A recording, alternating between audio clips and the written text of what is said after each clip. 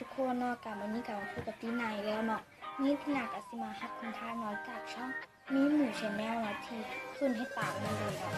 แล้วประทับนาแล้วเขามาเบิ้งซื้อแท็กเลยเนาะซื้อนะชื่อว่าแคนดี้เลิฟกับกุชี่เนาะมีข้อหาหมดข้อเลยทำเป็นข้อที่กันเลยเนาะข้อที่หนึ่งเนาะสกุชี่ที่นาทีสุดเนาะกับเป็นคาปิอาราซาเนาะ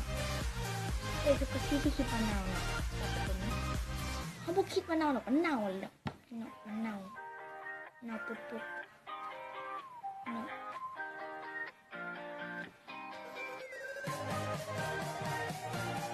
อากาศเป็นโดนัทเนาะเลยเนาะแบบเนาะข้อที่สองเนาะสกูชี่ที่เป็นสีเหลือง2ตัวเนาะก็ตัวที่หนึ่งจะเป็นโปเกมอนเนาะนี่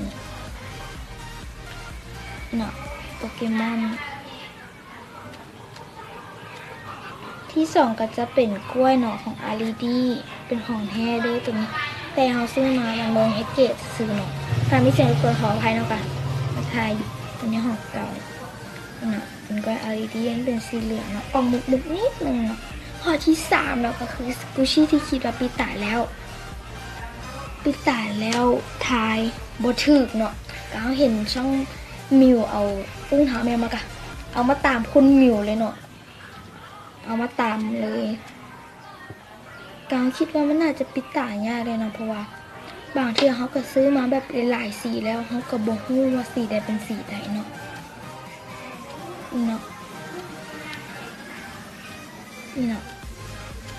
เลยข้อที่สี่เนาะสกูชี่ที่น่าหักอะเอาเป็นนี่เลยเนาะเป็นไดโนเสาร์ของอิลิเนาะมันน่าหักแท้เลยน่าหัก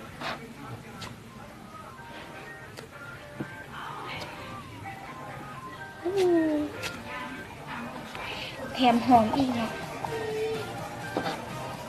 วางไว้เฉยเลยมันปากเสียเนาะเดี๋ยวเราไปเบิ่งข้อที่5กันเลยเนาะข้อที่5เนาะสกูชี่ที่คิดว่ากินหอมเซิงเขาก็ใส่ตัวนี้ไปแล้วเนี่ยมันโคตรหอมอะแต่เขาก็ไม่โตสำรองมาอยู่เนี่ยเป็นดอกซากุระเนาะ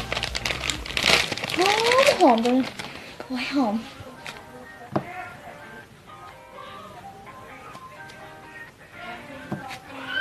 โคตรหอมมันตัวนี้ข้อที่6เนาะแมนสกูชี่ที่เป็นตะกีบเนาะเขากัดเริ่มมาเป็นบัตเตอร์ของแฮปปี้ชาแนลเนาะ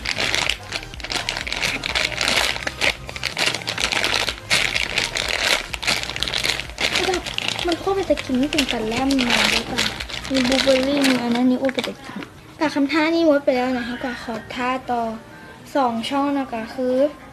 ช่องที่ขึ้นให้ตามในช่องที่1จะเป็นช่องนี้เลยเนาะ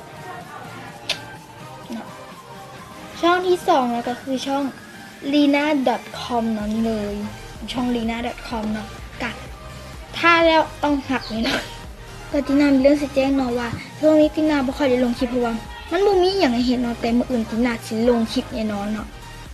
มื้อเพราะว่ามื้อเป็นวันเกิดน้องปอมของตินาที่บ้านใกล้ๆกันนี่เนาะซึ่งตินาก็เตรียมเครื่องไว้แล้ว